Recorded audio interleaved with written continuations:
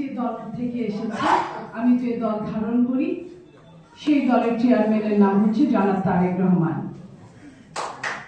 আপনারা জানেন উনি 14 ডিসেম্বর 2024 সালে গণ অভ্যুত্থানের পরে যখন উনি কথা বলতে পেরেছিলেন সমস্ত বাংলাদেশে, এই কথাটা বলার আগে আমি আরেকটু বলতে চাই যে যারা জন্মগত প্রতিবন্ধী আমাদের ভাই বোনেরা, বুদ্ধি প্রতিবন্ধী আমাদের ভাই বোনেরা, সেই সাথে 24-এ যারা নতুন করে প্রতিবন্ধী হয়েছে, প্রত্যেকের প্রতি আমার অসংখ্য শ্রদ্ধা। আমি একজন রাজনৈতিক কর্মী হিসেবে প্রতিশ্রুতি দিতে চাই, শারীরিক প্রতিবন্ধকতা নিয়ে সামনের বাংলাদেশে কোনো বৈষম্য হবে না। বিএনপি আপনাদের পাশে থাকবে। চাকরির ক্ষেত্রে সমান সুযোগ এবং যাতায়াতের জন্য যে ব্যবস্থাটা, স্পেশাল ব্যবস্থাটা করতে আমরা কাজ করব। আপনাদের অধিকার রক্ষায় আমাদের চেষ্টা থাকবে, যার ভিত্তি হবে অর্থনৈতিক সক্ষমতা।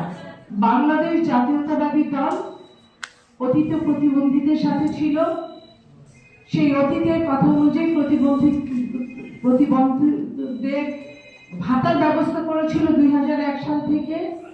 পরবর্তীতে একটা ফ্যাসিস্ট যখন আসলো, সেই ভাতাগুলো কিন্তু তারা লুটে পুটে খেয়েছে বাংলাদেশে। আগামী দিনে যাতে এটা কোনোভাবেই না হতে পারে, সেই জন্য বাংলাদেশ জাতীয়তাবাদী দল অতন্ত্র প্রহরীর মতো আপনাদের সাথে থাকবে। প্রিয় বন্ধুরা, 27 অনুচ্ছেদ বলে সকল নাগরিক সমানভাবে আইনের দৃষ্টিতে, এবং 28-এ যেটা বলা হয় সেটা কেবল ধর্ম, বর্ণ, গোষ্ঠী, নারী পুরুষ ভেদে বা জন্মস্থানের কারণে কোনো নাগরিকের প্রতি রাষ্ট্র বৈষম্য প্রদর্শন করবে না।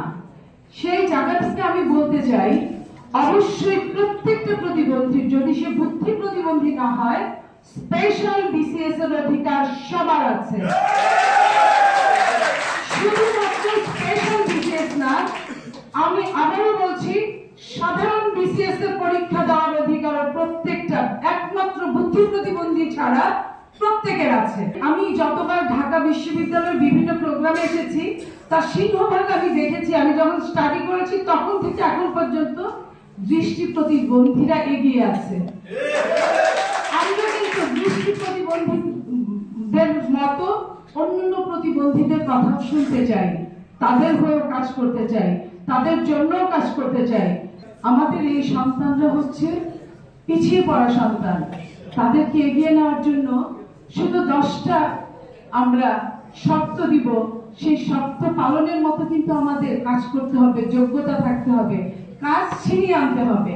সেই ছিনিয়ে আনাটা কিন্তু আমরা এই ঢাকা বিশ্ববিদ্যালয় থেকে শিখেছি যুগে যুগে। যেমন 90-তে শিখেছি, তেমন 52-তে শিখেছি, তেমন 71-এ শিখেছি, এবং সর্বশেষ 24-এ শিখেছি।